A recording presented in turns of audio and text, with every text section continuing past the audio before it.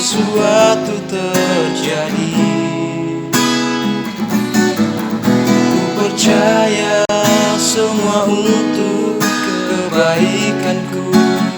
Bila nanti telah tiba waktumu, ku percaya kuasa-Mu memulihkan hidupku. Waktu Tuhan pasti yang terbaik, walau kadang tak mudah dimengerti. Lewati cobaan, ku tetap percaya waktu Tuhan pasti yang terbaik.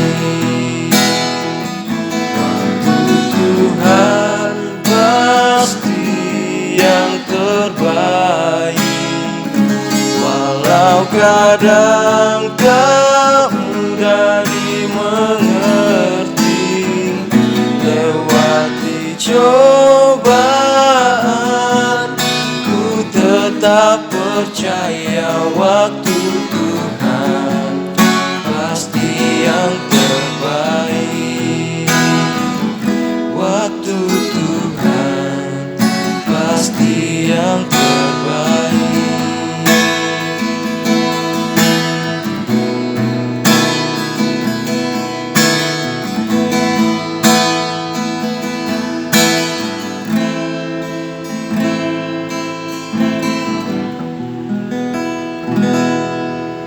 Sebelum kita membaca dan merenungkan firman Tuhan, mari kita minta kekuatan dalam doa. Kita berdoa.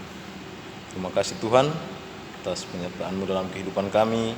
Terima kasih kami boleh melaksanakan ibadah pada saat ini Tuhan, walaupun melalui online ya Tuhan, tapi kami yakin percaya semuanya itu adalah cara Tuhan untuk melayangkan firman-Mu di tengah-tengah kehidupan kami ya Tuhan. Kami akan membaca dan merenungkan sebagian kecil daripada firman Tuhan. Biarlah Tuhan Engkau memberkati kami, berkati pelayan firman-Mu yang akan membentangkan firman-Mu ya Tuhan. Biarlah baik kami yang mau mendengarkan, hamba-Mu yang akan memberitakan, semoga dapat berkata-kata sesuai dan seturut dengan kehendak-Mu ya Tuhan. Berfirman-Lah ya Tuhan, karena kami siap mendengarkan firman-Mu. Dalam nama Tuhan Yesus kami berdoa, haleluya, amin. Selamat malam dan shalom saudara-saudara yang dikasihi dalam nama Tuhan Yesus Kristus.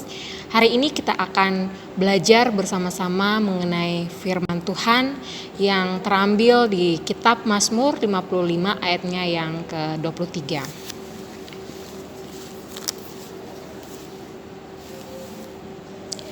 Firman Tuhan berkata, "Serahkanlah khawatirmu kepada Tuhan, maka Ia akan memelihara engkau.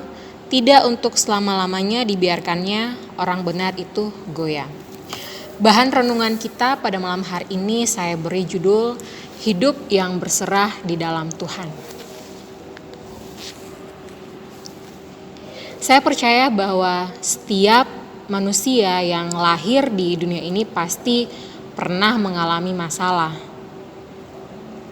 Bahkan seorang bayi pun ketika dia masih dalam kandungan juga pun mengalami masalah terkait dengan nutrisi yang akan dia peroleh dari sang ibu, maupun masalah apakah dia dapat dilahirkan dengan selamat di dunia. Nah, ini menunjukkan bahwa masalah itu menjadi bagian dari kehidupan manusia yang tentu saja kita tidak dapat hindari atau lari dari masalah tersebut. Ya, banyak sekali peristiwa-peristiwa di dalam kehidupan kita yang tidak pernah kita prediksi, tidak pernah kita sangka-sangka terjadi, tidak pernah kita duga. Itu semua hadir dalam kehidupan kita. Nah, seperti misalnya kehilangan orang terkasih dalam kehidupan kita, atau musibah banjir yang baru-baru saja terjadi di Masamba, di mana malam hari orang sedang istirahat namun musibah itu datang. Kemudian yang sedang kita alami sekarang yaitu pandemi virus corona yang tidak pernah kita sangka bahwa karena virus ini kita harus sekolah online, kerja online, bahkan ibadah online. Masalah-masalah ini memperlihatkan bahwa sebagai manusia, kita sepatutnya menyadari betapa terbatasnya kekuatan dan kemampuan kita, sehingga yang kita butuhkan adalah suatu sikap rendah hati untuk mau menyerahkan setiap kehidupan kita dalam tangan Tuhan, seperti yang dikatakan di dalam pembacaan kita pada ayat yang ke-23. Serahkanlah khawatirmu kepada Tuhan, maka Ia akan memelihara engkau. Tidak untuk selama-lamanya dibiarkannya orang benar itu goyah. Nah, ayat ini mengajarkan kepada kita bahwa Tuhan sanggup memelihara kita ketika kita sungguh-sungguh datang berserah kepadanya. Yang menjadi pertanyaan bagi kita adalah bagaimana hidup yang berserah kepada Tuhan. Nah, di sini ada 3 poin penting yang akan saya sampaikan, bahwa hidup yang berserah kepada Tuhan itu ditunjukkan melalui sikap yang pertama, percaya. Percaya adalah iman yang sesungguhnya. Percaya bahwa Ia adalah Allah yang merancangkan hal-hal terbaik dalam kehidupan kita. Ada seorang akrobat yang terkenal dengan aksinya berjalan di atas satu tali. Pada suatu hari, ia memutuskan untuk membuat suatu aksi, yaitu dengan menyeberangi Niagara Falls dengan satu tali. Dan banyak sekali orang yang datang untuk menyaksikan pertunjukan dari si akrobat ini. Sang akrobat pun memulai aksinya. Ia berjalan di atas satu tali tersebut dan ia berhasil. Banyak orang yang kemudian bersorak-sorai serta takjub, dan penontonnya bertambah semakin banyak. Ia pun lalu memutuskan untuk meningkatkan aksinya lagi dengan melakukan hal-hal yang lebih menantang, dan ia selalu berhasil menyelesaikan aksinya dengan baik. Singkat cerita, suatu hari ia membawa sebuah gerobak semen dan berniat untuk berjalan di atas tali sambil mendorong gerobak tersebut.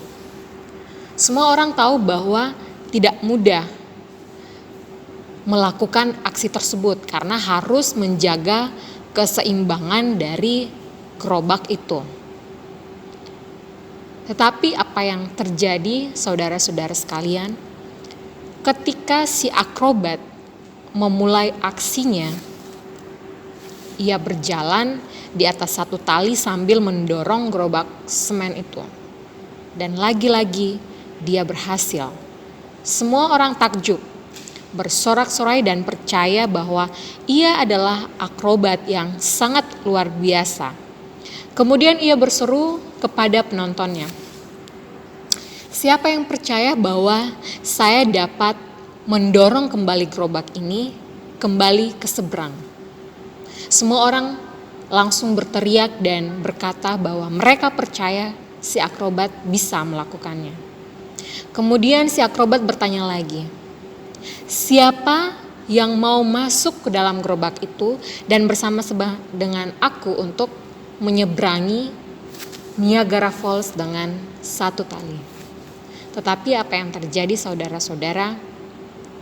Semua penonton lalu terdiam dan tidak ada satupun yang berani untuk masuk ke dalam gerobak tersebut.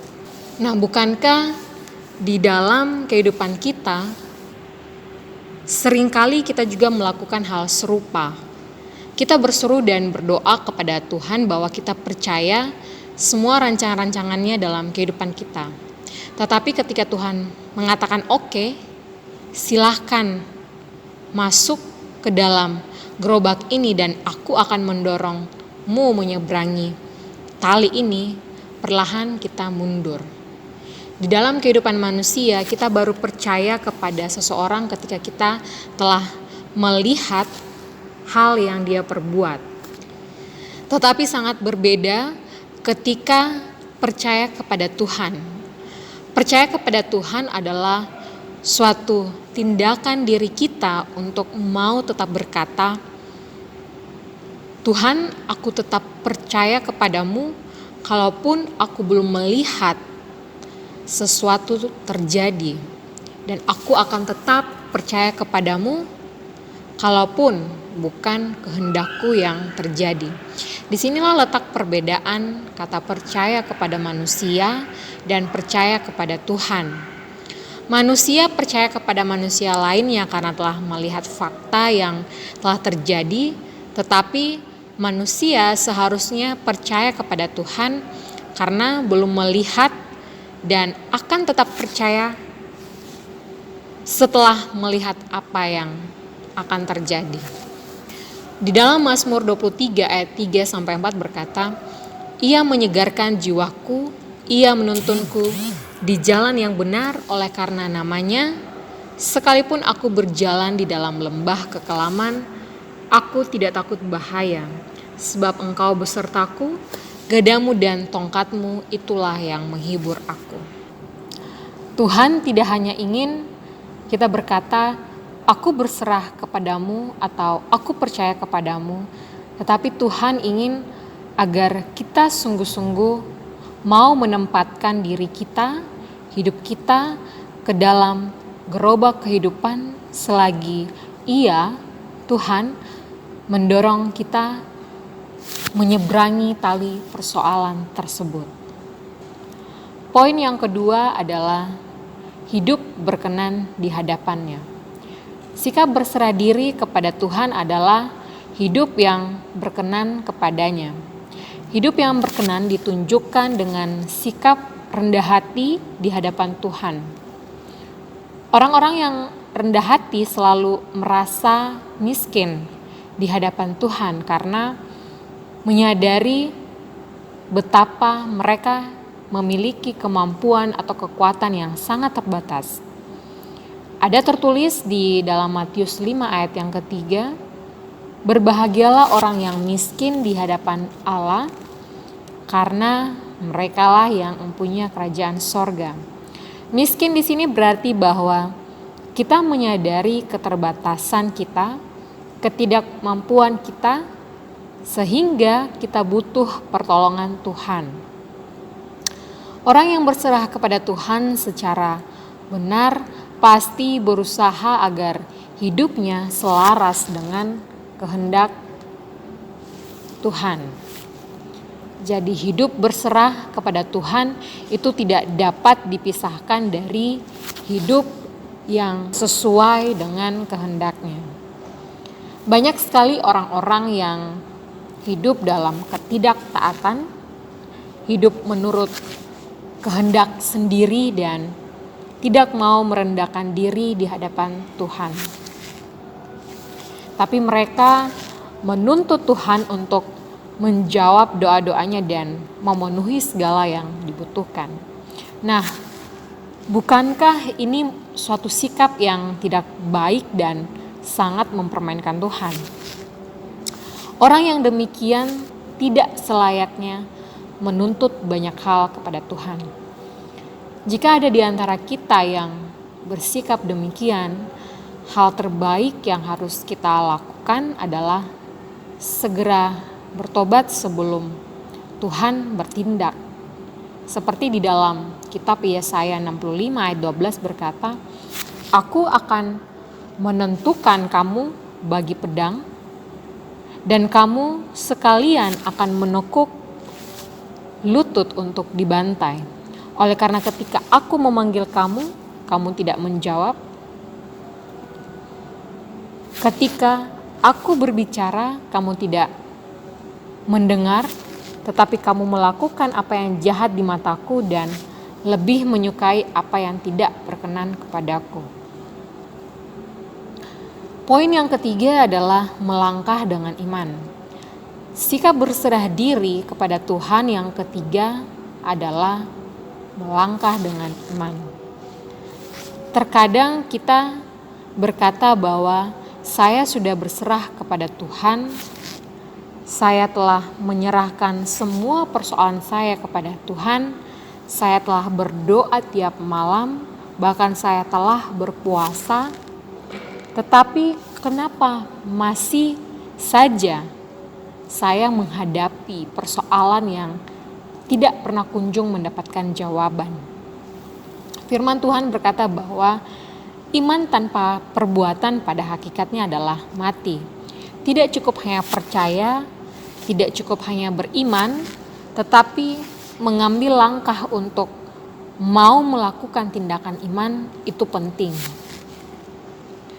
Contoh, seseorang yang sedang mencari pekerjaan, tidak cukup kalau hanya berdoa saja. Tetapi bagaimana dia berusaha untuk mencari informasi terkait lowongan kerja, bagaimana ia berusaha memasukkan surat lamaran kerjanya di suatu perusahaan atau kantor. Jadi, dan perbuatan adalah satu paket yang komplit yang tidak bisa kita pisahkan. Tidak bisa hanya berdoa saja atau melakukan perbuatan saja, tetapi kedua hal ini, iman dan perbuatan, harus berjalan beriringan. Nah, saudara-saudara yang terkasih di dalam Tuhan, percaya hidup yang berkenan di hadapan Tuhan dan melangkah dengan iman adalah tanda penyerahan diri seseorang kepada Tuhan. Tuhan tidak pernah berjanji bahwa hidup kita akan bebas dari badai jika kita berjalan mengikutinya, tetapi Dia, Tuhan, berjanji bahwa Dia akan terus berjalan bersama-sama dengan kita di tengah setiap badai kehidupan kita. Kiranya Tuhan Yesus menyertai kita semua saat ini sampai selama-lamanya. Amin. Mari kita berdoa. Tuhan Yesus, kami mengucap syukur Tuhan kalau kami boleh membaca dan merenungkan firman-Mu pada hari ini. Kami berdoa Tuhan untuk anak-anak-Mu PPGT Jemaat Bethlehem Tarakan, dimanapun mereka berada saat ini, Engkau berkati mereka Tuhan. Kami juga berdoa untuk setiap orang yang mendengarkan video ibadah online ini, kiranya boleh diberkati. Kami juga berdoa Tuhan untuk bencana alam yang beberapa hari lalu terjadi di Masamba. Kiranya Engkau datang Tuhan di sana untuk menghibur setiap anak-anak-Mu yang ada di sana Tuhan yang membutuhkan pertolongan. Kami juga berdoa Tuhan untuk pandemi virus corona Tuhan. Kiranya Tuhan Yesus Engkau melindungi kami Tuhan dan boleh kembali memulihkan bumi ini. Inilah doa kami Tuhan Yesus, dalam nama anak-Mu Yesus Kristus adalah Tuhan dan Juru Selamat kami yang hidup. Amin.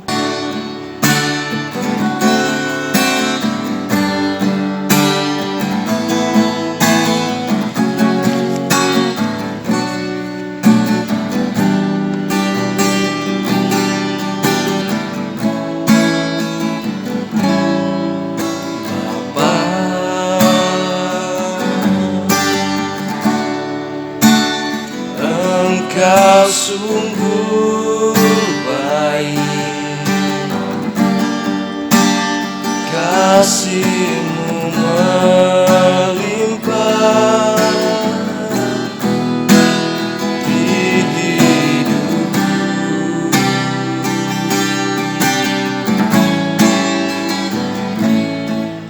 Bapa,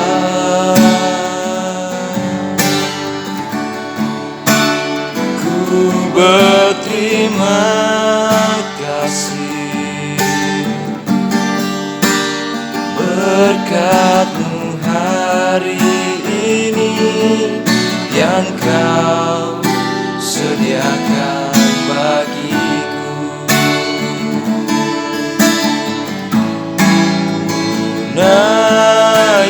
syukurku buat hari yang Kau beri. Tak habis-habisnya kasih dan rahmat-Mu, selalu baru dan tak pernah terlambat pertolongan-Mu. Besar setia-Mu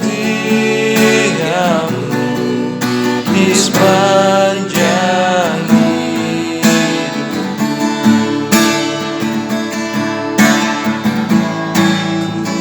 Naikkan syukurku buat hari yang Kau beri. Tak habis-habisnya kasih dan rahmat-Mu,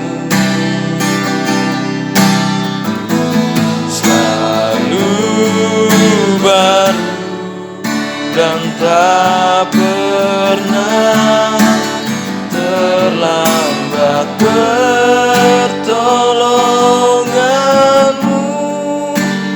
Besar setia-Mu di sepanjang hidupku.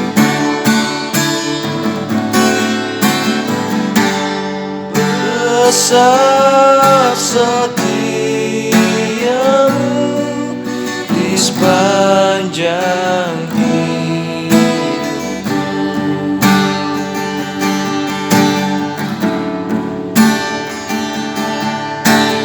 Demikian ibadah kita pada malam hari ini. Selamat malam dan shalom.